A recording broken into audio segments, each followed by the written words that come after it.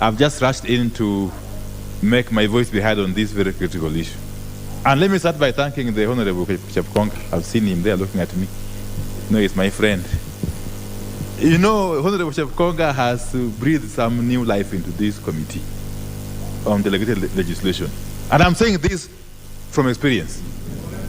Yeah.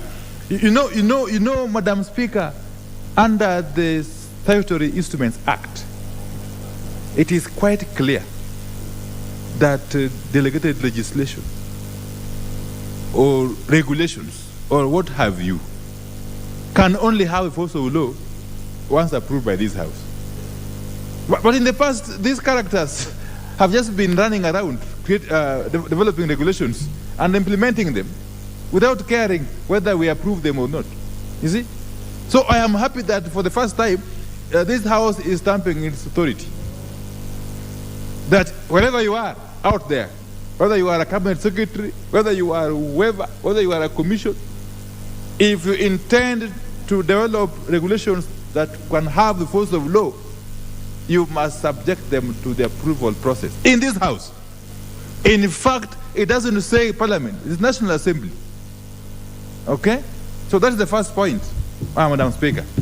The second point is on the matter of SRC, specifically. Madam Speaker, some of us who were on the trenches when this new constitution was being backed, I can tell you that it was never the intention of anybody to create another monster in the name of SRC.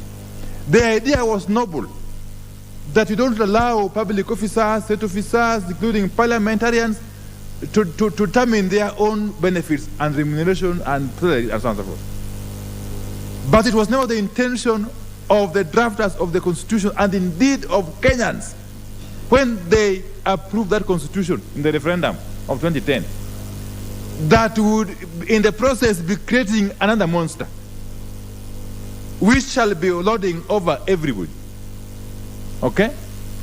And therefore I am in full support of the decision of the committee chaired by my good friend Chepkonga to reject in total these proposed regulations.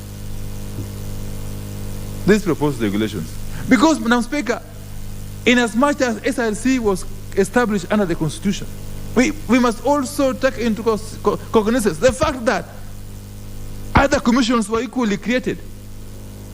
Yeah. Yes. In the same manner SRC was created, the Public Service Commission was also created. The Parliamentary Service Commission was also created.